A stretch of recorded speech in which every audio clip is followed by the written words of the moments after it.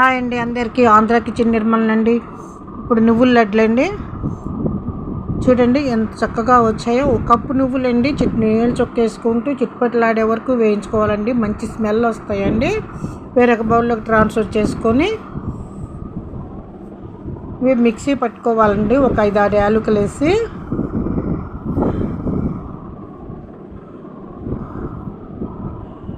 వేరుశనగపప్పు ఒక కప్పు తీసుకొని మిక్సీ పట్టుకున్నానండి. వేయించినవే ఒక బౌల్లోకి వేసుకోవాలి. పలుగ్గా మిక్సీ పట్టుకున్నాను.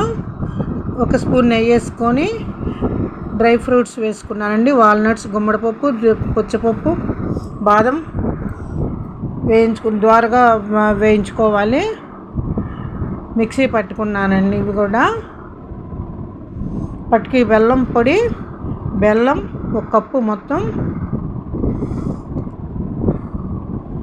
డ్రై ఫ్రూట్స్ పౌడర్ ఇందులో వేసేసుకొని పాకం కొంచెం దగ్గరకు రానిచ్చి కలుపుకోవాలండి. ఈ ఇంగ్రీడియంట్స్ మొత్తం కలుపుకోవాలి. ఫస్ట్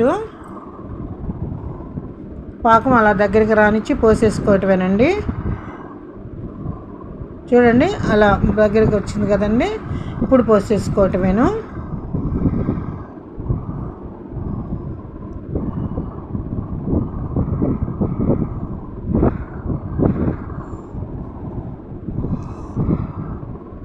ఇప్పుడు కలిపేసుకొని ఆరిన తర్వాత చక్కగా ఉండకొచ్చినాయండి. పాకం అలా దగ్గరకు రానిచ్చి వేసుకుంటే ఆరిన తర్వాత చక్కగా ఉండకొచ్చాయి. వీడియో నచ్చితే ఒక లైక్, షేర్, సబ్స్క్రైబ్. నెయ్యి రాసి ఉండలు కట్టుకున్నానండి. చక్కగా వచ్చాయండి. ఆరిపోయిన తర్వాతే పిల్లలకి, పెద్దవాళ్ళకి చాలా మంచిదండి.